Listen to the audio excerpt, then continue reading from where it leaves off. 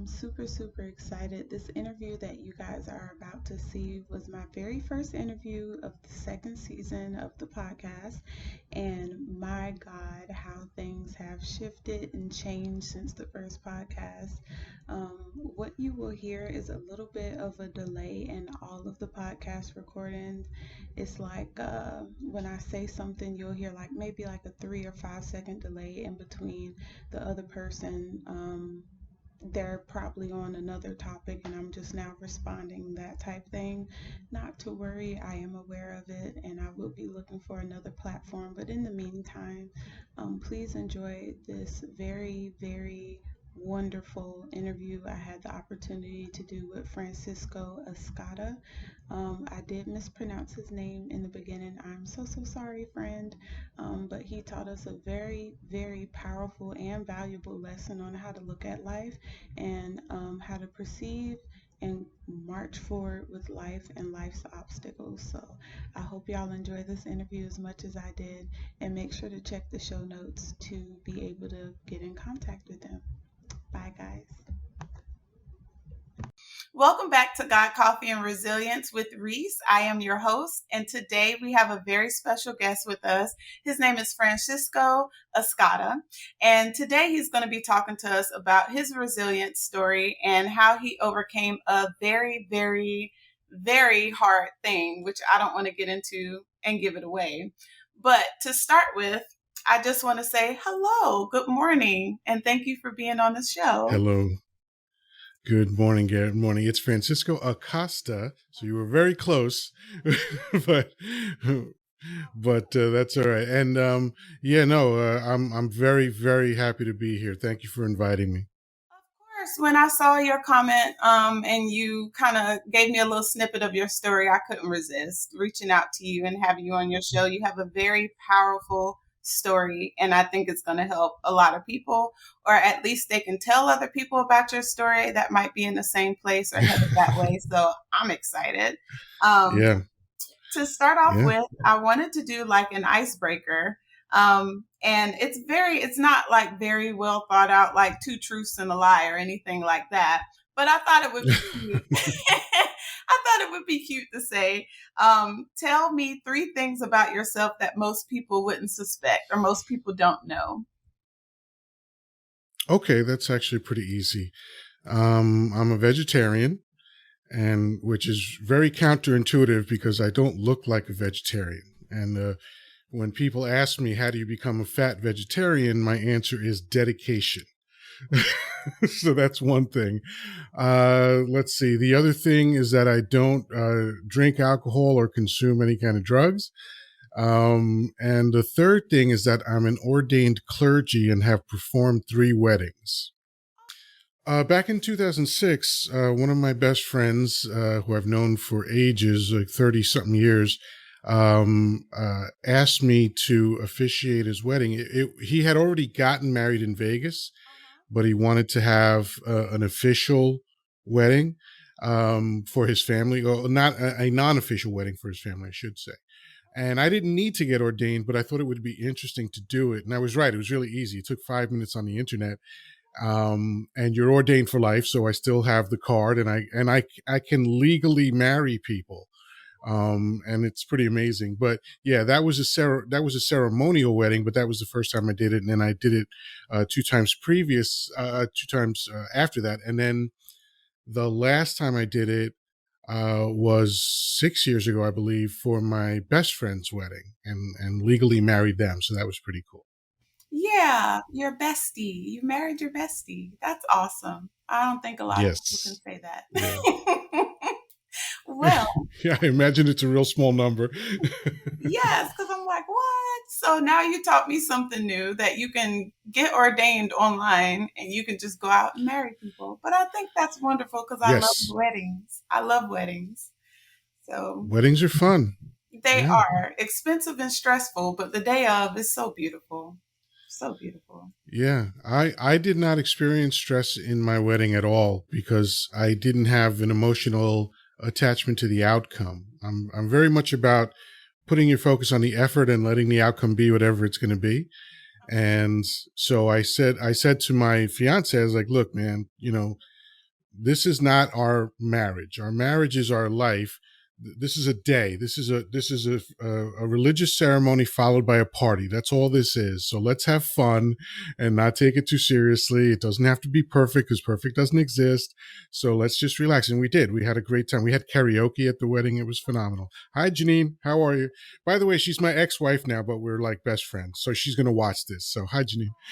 Awesome. Yeah, I wish most people thought like that because you have the shows like Bridezilla and not Say Yes to the Dress is not Yeah. too dramatic, but you know, like the wedding shows and everybody's tearing up everything and fussing people out and all that stuff. And then yeah. All right. Well, I feel really bad for women in that context because they, society tells them that you're nothing without being a wife, and you're thinking about this stuff from the time you're 7 years old, whereas guys are thinking of it the morning of. Right. So Right. big difference there. That's a very good perspective. Yeah. From the time we're 7, definitely. Um, okay. So I want to jump right into the interview part of things.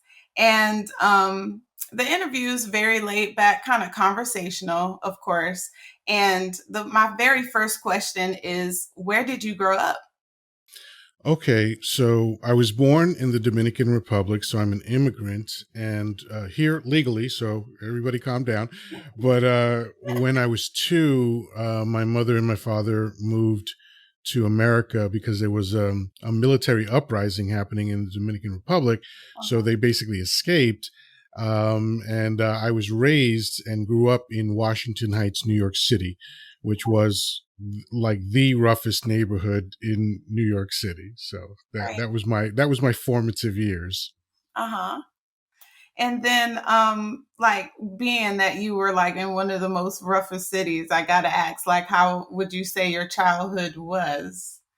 Your Well, siblings? my childhood was like every childhood in the sense of, children don't have any responsibility. They eat for free, they travel for free, they have chauffeurs, they have, you know, they don't have to carry keys, they don't have to carry ID or money, and nobody tells them the truth about anything. So your childhood's usually great. Yes. Okay. Yes. Okay. Did you have any siblings? Are you the only child? I had 2. My sister died about 5 years ago. My brother is 5 years older than me. We didn't grow up in the same place. Uh-huh. After I was like 3 or 4, because my mother divorced my father and remarried when I was 7. But I had very strong family ties growing up. Okay. Okay. Gotcha. So, getting into the topic for today, how old were you when you had your brain surgery? Right, that happened right before my 48th birthday. Yeah, it was like 3 weeks before my 48th birthday. And coincidentally enough, Adam Yauch from the Beastie Boys Uh-huh. died of a brain tumor the same week that I was in the hospital with my brain tumor, which was really trippy. But yeah, I was 47 years old, and it was quite an ordeal. What? Well, like I don't know if you know, like I'm a physician assistant, so like, do you know like what type of brain tumor it was or where it was? Yes, it was a meningioma tumor, which ironically is something that mostly women get. Uh huh. As a matter of fact, Mary Tyler Moore had the same kind of brain tumor, which I joke that and say that's me in touch with my feminine side. Yes, my grandmother was just diagnosed with a meningioma in her frontal lobe. It's slow growing. Mm, It's usually benign, but she's having a lot of problems with it. But she's 82. So my mm, grandmother chose not to have any extraordinary measures. She doesn't want surgery. She doesn't want chemo. She doesn't mm, want anything. She's just going to roll like it is. And we support her with gotcha. that because I would imagine if I was 82, I don't want nobody, doing all that. Yeah. Right. Yeah, more than likely the surgery is more risky than the tumor at this point. Yeah. Yeah. So she's just deciding to let it roll. Okay. Okay. So, when you had your surgery, you was like 47. When you had Hmm. your consultation with the with the provider, like with the brain surgeon, and he was like, okay, this is what we're going to do, blah, blah, blah. Like, how are you feeling? How was your emotions at that time? Did you ever have a doubt in your mind, like, okay, am I really going to do this? Is this something I want to do? Like, did you ever second guess?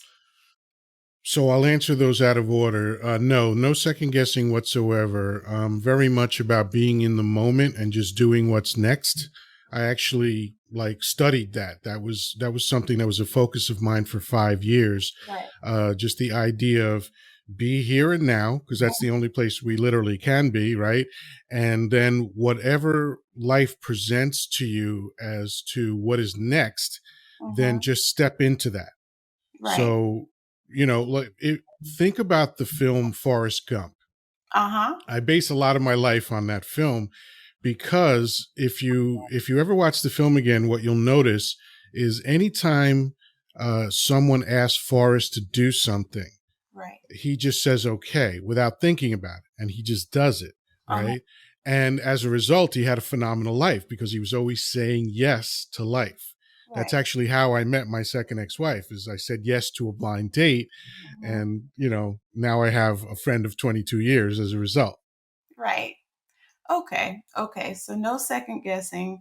All right. So you went in, you had the Yeah, surgery. so I'll answer the first part of the question now. So, Uh huh. how was I feeling during the consultation? Well, I can tell you that the way I found out about my tumor was unusual. I had had symptoms and I had gone to the doctor, but when I went to see the doctor, he wasn't there. So his RN did or the nurse practitioner, I forget who she was. She did the exam, and after I described my symptoms, she didn't know enough to understand that tests were in order. Mm-hmm. She just was like, you know, it sounds like you have vision issues, so go to the eye doctor. And coincidentally, I had already scheduled an exam with an eye doctor just because it was time for me to get new glasses. Right. And after the thorough, because it was an ophthalmologist, not just an optometrist, so they did a battery of tests on me, Uh huh. just for it was just a regular thing about new eyeglasses. Right. And when all the nurses did the tests, they left the room. About 5 minutes later, the doctor comes in, and his way of introducing himself to me was to say, "You have a potentially fatal brain swelling, and you should go to the emergency room right now." Right. So now this is where my feelings kicked in. Uh huh. But because of the aforementioned habit I have of stepping into what's next, the first thing I said to him was, "Can you do me a favor and explain that to my mother?" Because my Okay. mother was still driving at the time and she was there because we knew that we were going to dilate my pupils. So she was going to drive home. So luckily she was there. And I asked him to explain it to her because she wouldn't have really heard it coming from me. Right. So I asked him to do it. He did it, and then we drove. So in the ride to the hospital, which was somewhere in the 10 or 15-minute range, I felt sad because I thought my life was over, right? Because, when someone tells you potentially fatal, those are powerful words, right? And so I was sad. I had sent an email to my second ex-wife, basically saying, "Hey, I know things are what they are between us, but I love you." Blah blah blah. And more on that in a minute. But um, after I went through that part, and I said to my mother, "If I die, it's going to be okay because I've had a phenomenal life." And I cried a little bit, and that was the end of it. I never had a negative emotion associated with this ever again. I got to the doctor, to the hospital, told them what was going on. Then they started the test, and then they started eventually the surgeon made his way to me, said what we had to do, and I was just like, okay, okay, okay, just like Forrest Gump. I was just okay, okay, let's just do it.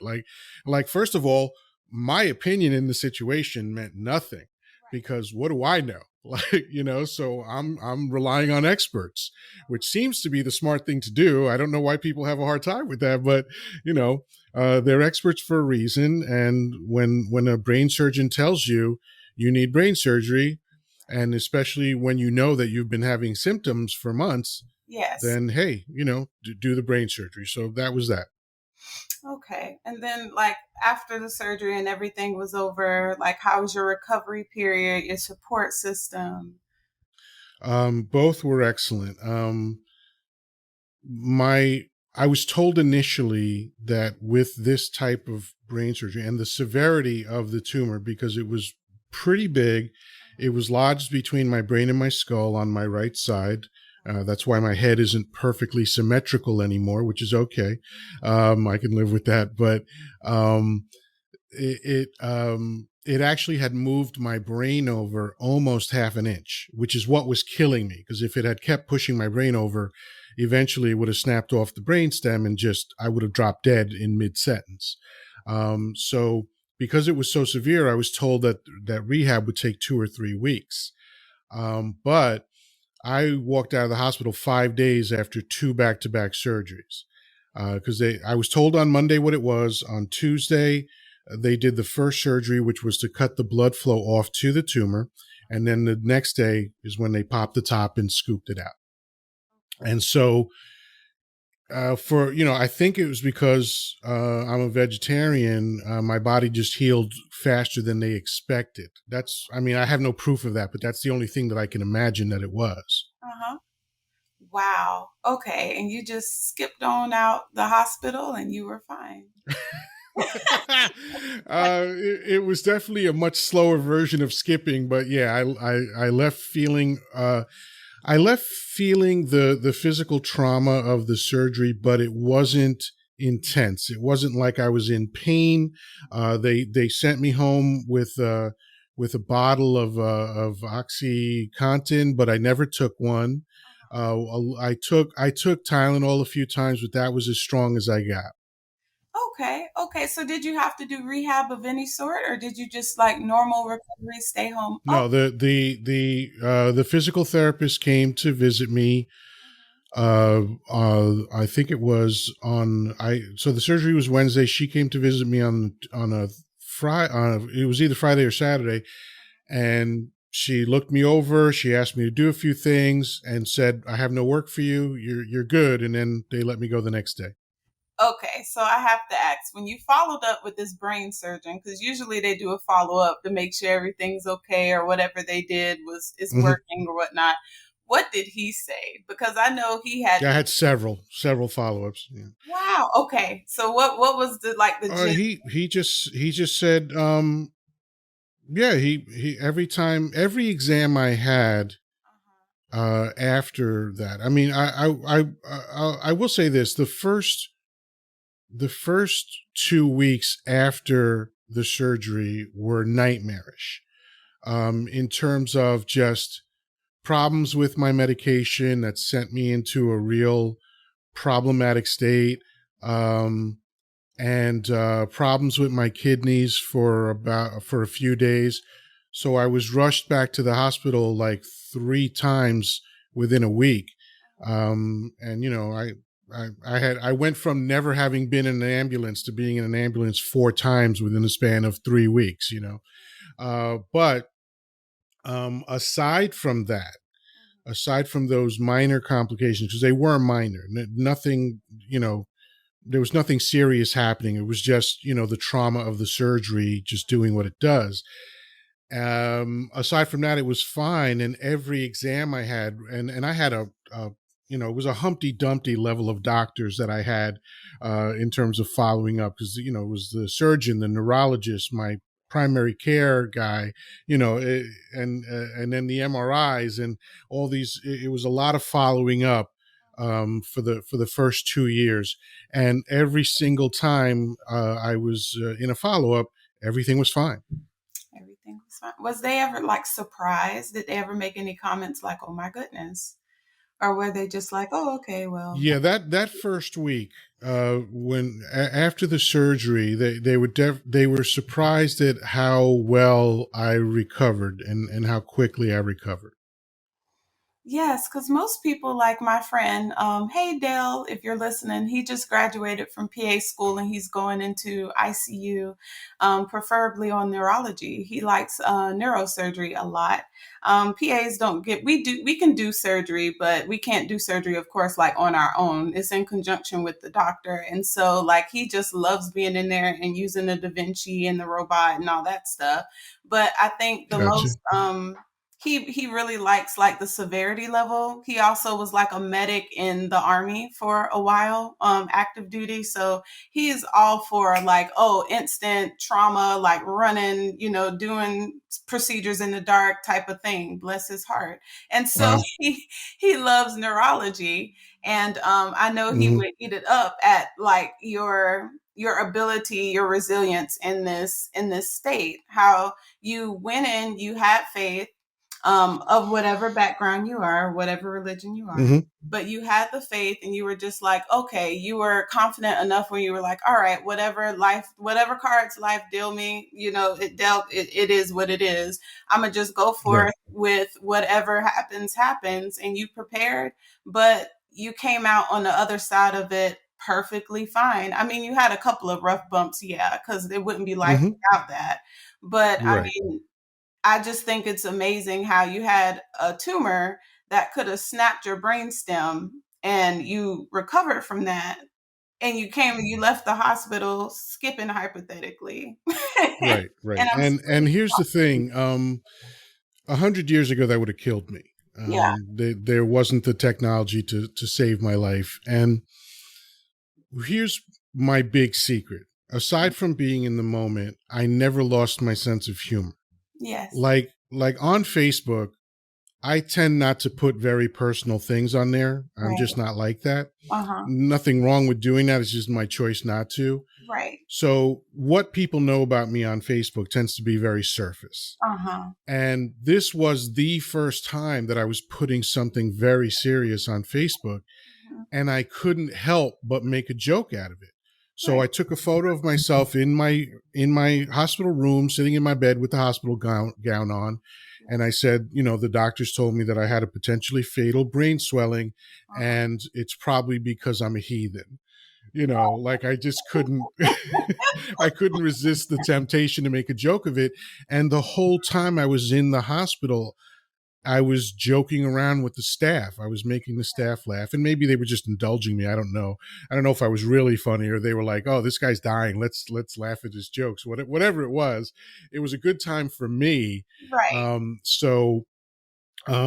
And I think that's really important. I remember the story of Joseph Cousins, who's a man who cured himself of cancer with laughter. Right, uh-huh, like literally, this guy was diagnosed with cancer. He was told he was going to die. right, And he said, all right, if I'm going to die, I'm going to go out laughing. And yeah, so he had his family bring him Three Stooges tapes, and he watched Three Stooges all day long and laughed all day long. And right. eventually the cancer went away. All Ah, right. yeah, So, and being that you're in medicine, you know that laughter is one of those things that releases productive chemicals into your mhm. bloodstream. And, anti, what do they call antioxygen? What Antioxidants? is that? Yeah, thank you. Antioxidants. You can tell I'm not in medicine, right?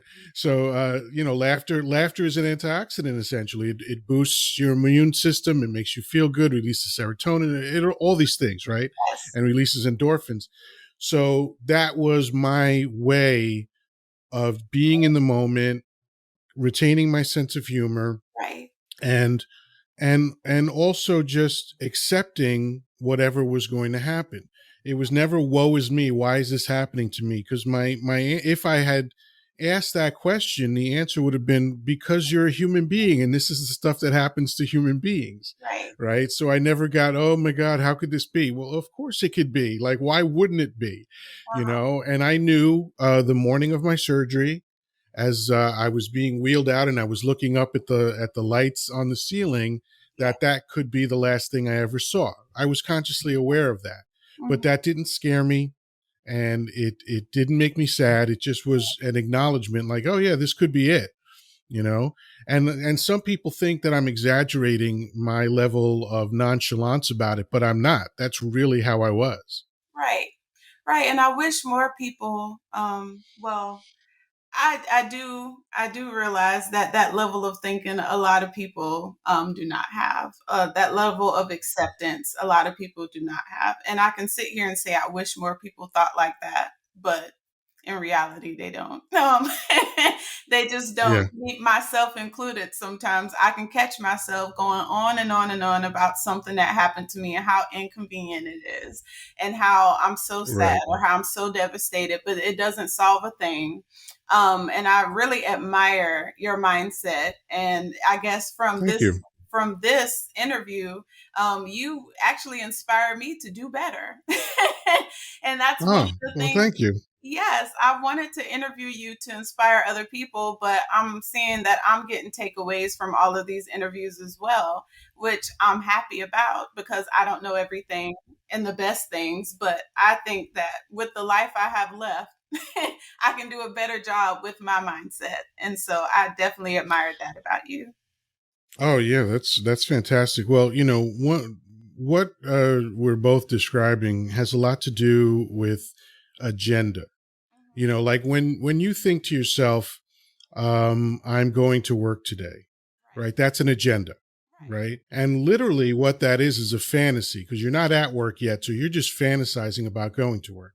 Now, part of your agenda is never, I'm going to get into a car accident on the way to work or I'm going to get a flat tire on the way to work, right? That's never part of your agenda. But sometimes flat tires happen, right?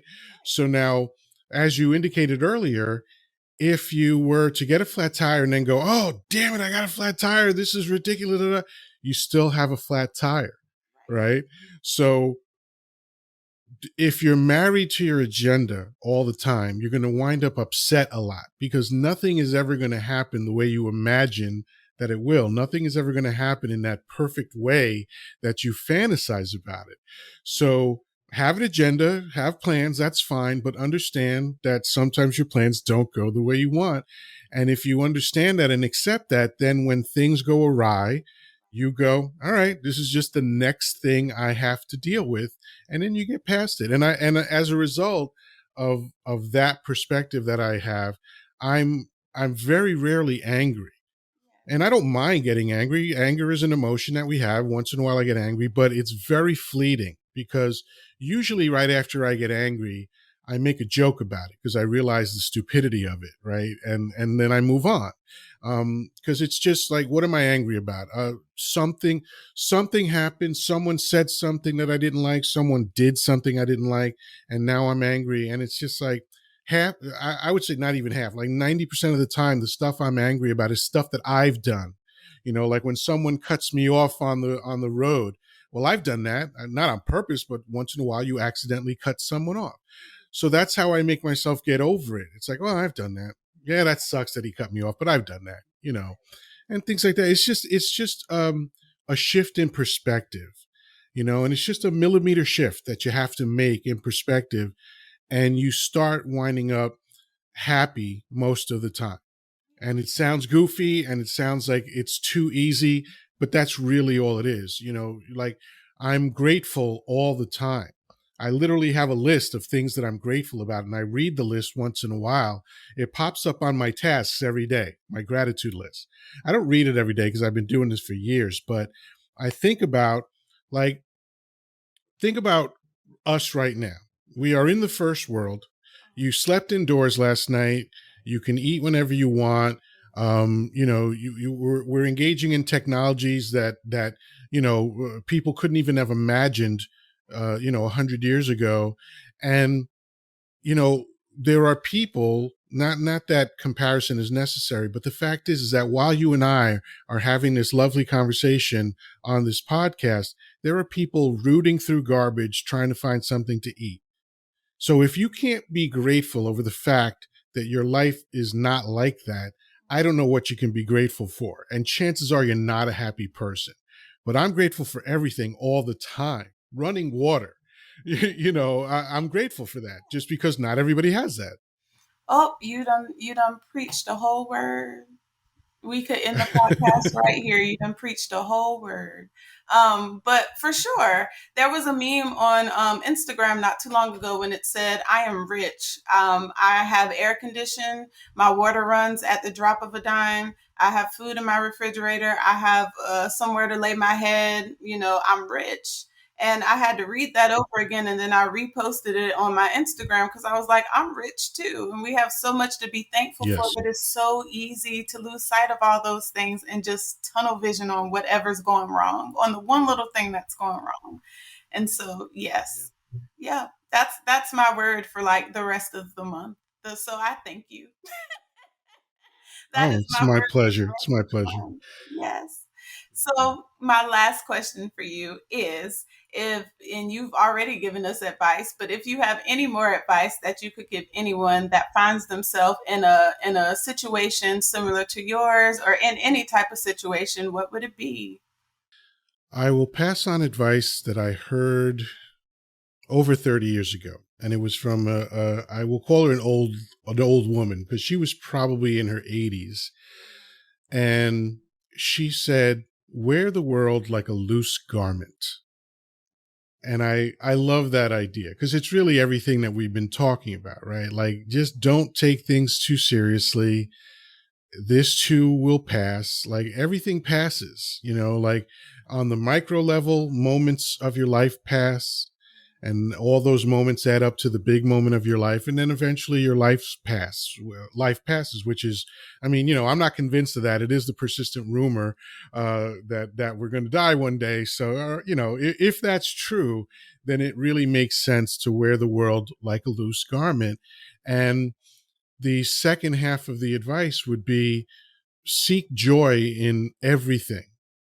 Be joyful in everything that you do. And if what you're doing makes you sad, stop doing it. Find something else. Like, it was one of my favorite quotes is, because it's not my favorite because it's a good quote. It's actually my favorite quote because it reminds me of the human condition. And it's, the mass of men lead lives of quiet desperation. I heard this quote when I was 9 years old, and I understood what it meant. And the reason I understood what it meant was I was always a people watcher. Uh-huh. And I saw that so many people around me looked sad. People on the bus, people on the train, people walking around, they just look sad. Right. And so when my teacher read that quote in fourth grade, I knew what that quote meant. And now that I'm older, I see that that quote is 100% true. And I didn't want to be one of those people. I didn't want to be one of the masses that's quietly desperate and quietly sad. So I chose a different path, and I worked very hard on self-development so that I could be happy most of the time. And I'm happy to say that I succeeded in that goal. And the way to that goal is Mm. to be honest with yourself about what your limitations are Right. and what doesn't work about your philosophy and your beliefs, and then replace all of that stuff. And it's not easy. It's a Uh-huh. simple idea, but it's not easy to do. Right. But if you do that, you'll find yourself happy most of the time. I guarantee it. Okay. Well, I love that advice. Wear the world like a loose garment. You got me there. And I was just like, don't take things too seriously.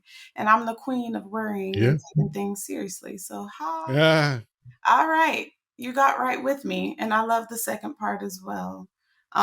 Yeah. So, I mean, everybody that's listening to this episode today, I mean, I hope that you took as much from it as I did.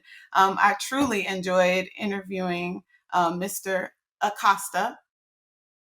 Got yeah. it. Yay! Okay, yes. Y'all, I struggle with that. Okay. But now I know how other people feel because I used to get mad at people that butcher my name, but now I understand things. uh, Okay, I got it. It's coming full circle. Coming full circle. But I do want to give you the opportunity to let everybody know where can they hear more of you. You mentioned earlier you have a podcast and you're wearing your shirt for those yeah. of you who are Yeah. watching. This is one of the podcasts. This is my solo podcast, which is Chocolate Chat. That's where I usually interview people myself, or I just do talking head videos. But the primary podcast, which is on YouTube and on Facebook, is The Persistent Rumor. So facebook.com/The Persistent Rumor, youtube.com/The Persistent Rumor. We have about 60 videos up there already, and we crank them out pretty much weekly. And it's basically the conversations that my best friend and I have, and we just decided to record them because we talk about everything. We talk about a lot of stuff you're not supposed to talk about in polite society and dinner parties and things. But I bring my 30 plus years of coaching into play. I bring, public speaking since 1988, sales since 1984. I've met thousands of people, and I bring that all into, talking about the issues of the day, talking about, relationships and life and society and all that stuff, men, women, good stuff, all that good stuff. So tune in. We have a lot of fun. The Persistent Rumor. Yes, and in other words, go subscribe, go follow, go Subscribe. please. Subscribe, share, love us, love us. Love us, because I definitely love what I got today, and that's just a snippet. So I'm already subscribed to the YouTube. I have to subscribe. Are you on Apple Podcast and Spotify? Yeah, every place that there are audio podcasts, you can see. Even India, we're all over the world. So yeah, I'm serious about this. Like, this is my joy in life is podcasting. This is what I want to do for a living. And even honestly, I know this is going to sound corny, but if I never make a dime at podcasting, I believe that I will do it for the rest of my life because it brings me so much joy and happiness. Yes. And I have so much fun with my best friend. And I think it shows in the podcast. And so you have fun, you get a different perspective from two guys that are pretty interesting. And, I just will always keep doing it no matter what. Hey, it would be nice if I made money, but if I don't, it's okay. And my therapist told me that that's how you know that's your passion. If only one person is watching or no people are watching, if you make one penny or no pennies, right, you'll keep doing it because of the joy and the passion and the love from it. Yes. Well, thank you so much for coming on to God, Coffee, and Resilience. I truly enjoyed our interview today. Guys, go subscribe, go visit the Facebook, YouTube channel, and support Mr. Acosta. And thank you guys for listening. We will be back. Thank you so much. I appreciate it. No problem. We will be back on our system of bi-weekly episodes. So stay tuned for the next one. Guys, take care. Bye-bye.